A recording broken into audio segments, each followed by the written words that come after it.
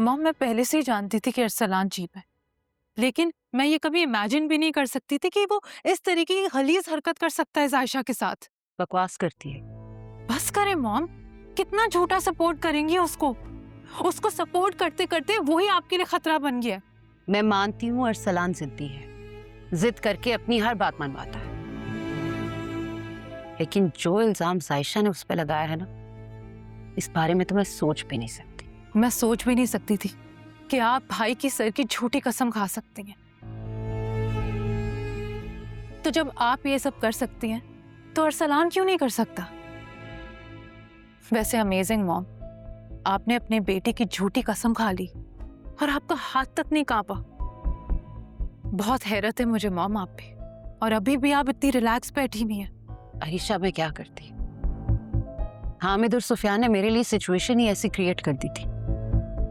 अगर मैं उस वक्त झूठी कसम ना खाती तो सबको यही लगता ना कि मैं झूठ बोल रही हूँ। और अगर आपकी इस झूठी कसम का कोई बुरा नतीजा निकला तो?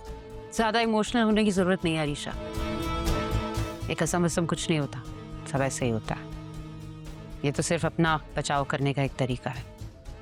और अगर तुम्हें ज्यादा वहम हो रहा है ना, तो कफारा अदा कर दूंगी मैं। मॉम, किस किस का कफारा देंगी आप? भाई और जायशा को अलग करने का, उसकी कैरेक्टर असैसिनेशन करने का, या उस पर झूठा इल्जाम लगाने का? मॉम, कफारा गलती से या अपने बचाव के लिए खाई हुई झूठी कसम का होता है, जानकर किसी के साथ बुरा करने या झूठी कसम का नहीं होता।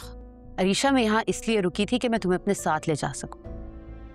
तैयार हो जा, अब मैं तुम्हें इस जहन्नुम में नहीं रहने दूंगी। मॉम, ये जहन्नुम नहीं, मेरा घर है और मैं यहाँ से कहीं नहीं जाऊंगी। सोच लो अरीशा, वरना बहुत पछताओगी। जो कुछ आज हुआ है ना, उसके बाद राफे और आलिया तुम्हारा जीना हराम कर देंगे। अगर मॉम आपको मेरी इतनी ही फिक्र थी तो ये सब करने से पहले सोचती ना। गलती हो गई जो मैं तुम्हारे लिए रुक गई। मुझे अरसलान और सुफियान के साथ ही चले जाना चाहिए था।